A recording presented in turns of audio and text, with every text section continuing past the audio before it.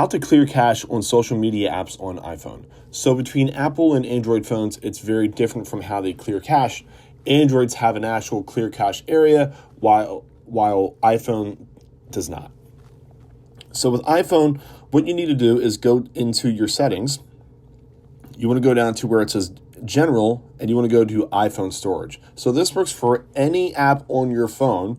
So for example, let's go ahead and take Facebook. And what you can do from this point is go ahead and offload the app.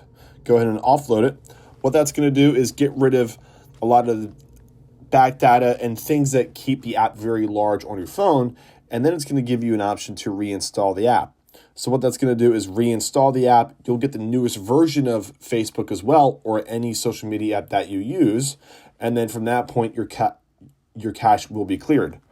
We can go back, and while that's going through, we can go ahead and pick another app as well. So let's go through Instagram, and we can go through the same thing, offload the app, and then it will offload the data and things that keep the app very big, because as you see where it says documents and data, that number will change, and then we can go ahead and reinstall the app. So it's very simple to go through on your iPhone to clear the cache of all of your social media apps.